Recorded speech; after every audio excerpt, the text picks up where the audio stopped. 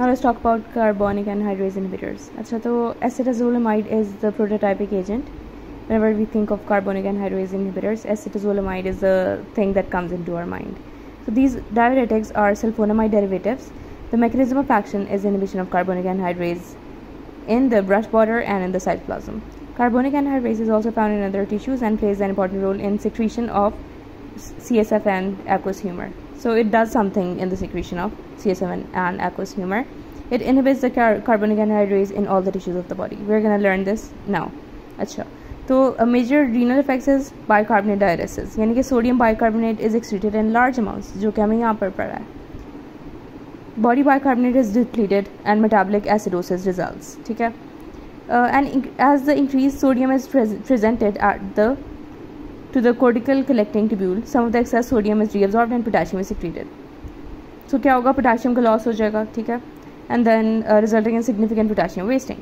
As a result of bicarbonate depletion, sodium bicarbonate excretion will slow down even with continuous diuretic administration.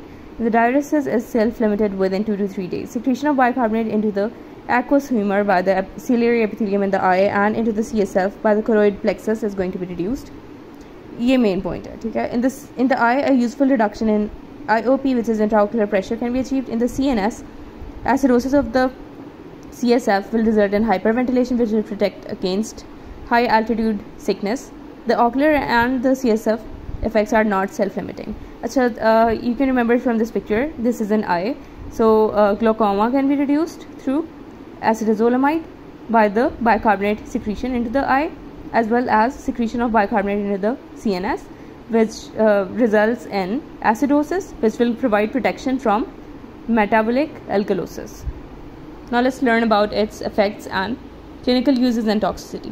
So acetazolamide is used parenterally and in the treatment of severe acute glaucoma, as we have learned here. Acetazolamide can also be administered orally, but topical analogs are available like dorzolamide and brinzolamide for chronic use in the eye. Acetazolamide is also used to prevent acute mountain sickness. It is used for its diuretic effect if edema is accompanied by significant metabolic alkalosis. Drowsiness and paresthesia toxicities are commonly reported after oral therapy. Cross allergenicity is rare between these and all other sulfonamide derivatives. Hypoglycemic agents and antibacterial sulfonamides. It is uncommon but can occur. Alkalinization of urine by these drugs may cause precipitation of calcium salts and formation of renal stones. Renal potassium wasting may be marked until the diuresis is going to be self-limited. Patients with hepatic impairment often excrete large amounts of ammonia in their urine in the form of ammoniamine. If they are given acetazolamide, alkalinization of the urine prevents the conversion of ammonia to ammoniamine. As a result, they may develop hepatic encephalopathy because of increased ammonia reabsorption and hyperammonemia. Carbonic anhydrase inhibitors may also cause phosphate wasting. So, hypokalemia, phosphate wasting, hepatic encephalopathy, renal stones, acute mountain sickness, and severe acute glaucoma. Here you can see phosphate wasting, potassium wasting, and liver enlargement, as well as kidney stones and acute mountain sickness, and also alkalinization of urine. जैसे कि आप देख सकते हैं कि thick ascending limb of loop of Henle है ये. The segment pumps sodium potassium chloride out of the lumen into the interstitium of the kidney. अच्छा, तो ये क्या हो रहा है कि NKCC2 पंप जो होता है ना, हमारा जो लूप डायरेटिक्स होते हैं उनका काम होता है कि जो सोडियम पोटेशियम क्लोराइड पंप को ट्रांसपोर्टर है, उसके थ्रू क्या होता है कि जो ल्यूमेन का जो सोडियम पोटेशियम यानी इसको ब्लॉक करता है, NKCC2 को ब्लॉक करते हैं लूप डायरेटिक्स. तो क्या होता है कि जब लूप डायरेटिक्स ब्लॉक हो जाएंगे तो जब वो ल्यूमेन से एसेंडिंग लिम्ब के अंदर नहीं आएंगे तो वो ल्यूमेन के अंदर ही रह जाएंगे. तो क्या होगा कि जब ल्यूमेन के अंदर इतने सारे आयंस हैं तो उसके अंदर बहुत ज़्यादा वाटर भी आने लग जाएगा, जिसकी वजह से मैसिव या स्ट्रॉन्ग डायरेसिस हो जाएगी.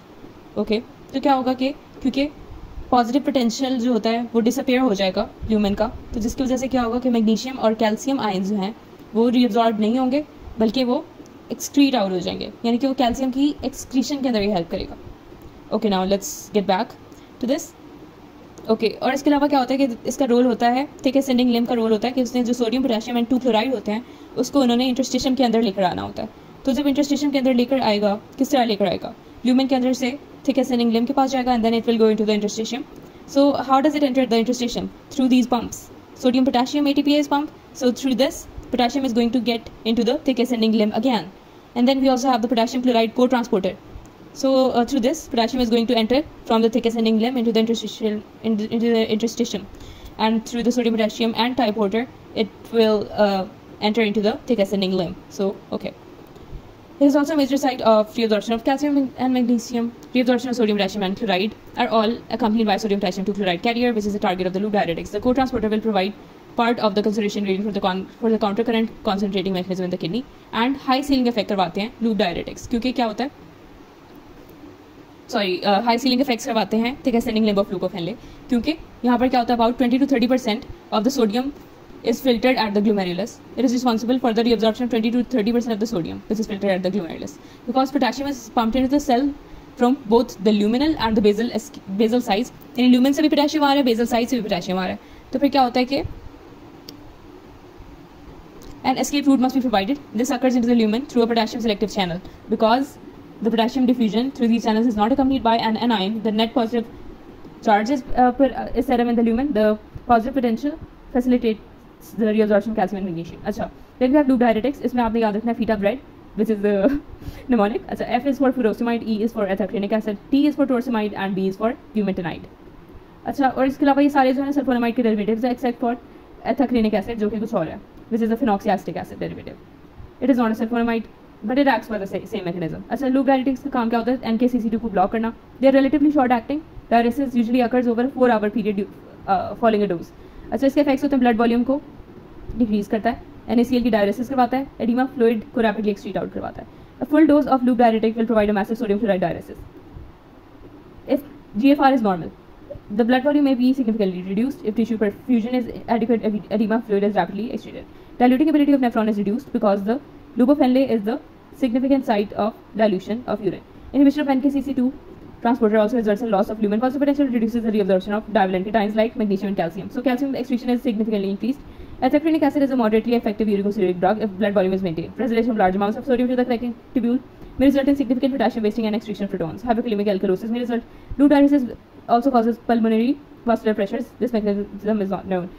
अच्छा, इसके clinical uses होते हैं ascites, heart failure, sometimes hypertension, and also acute pulmonary edema.